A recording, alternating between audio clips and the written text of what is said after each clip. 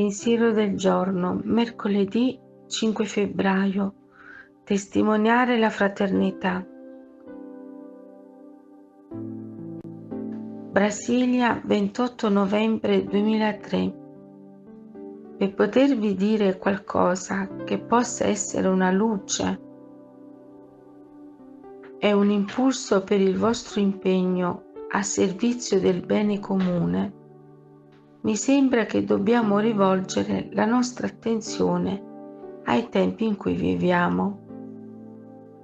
Lavorare proprio per l'unità dei popoli, nel rispetto delle loro molteplici identità, è la cosa migliore che si possa fare ed è lo scopo stesso della politica.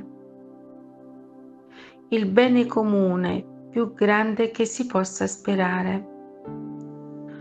Ma qual è il metodo? Qual è il modo per raggiungere questo obiettivo?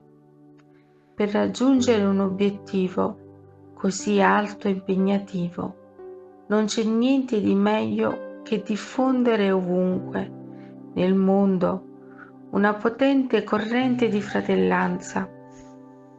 Questo è il dono essenziale che Gesù ha fatto all'umanità.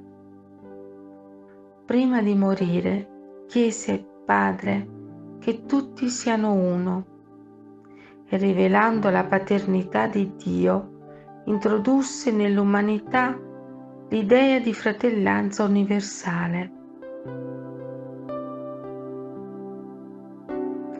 Chiara Lubich, estratti dal messaggio al movimento politico per l'unità del Brasile.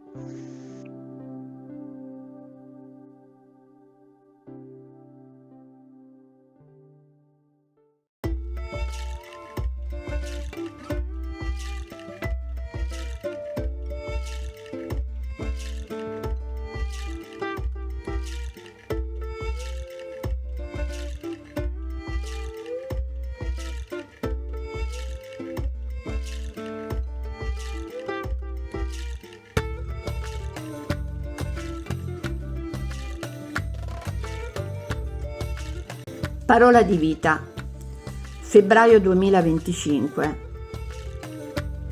Vagliate ogni cosa, tenete ciò che è buono. Dalla prima lettera dei Tessalonicesi, capitolo 5, versetto 21.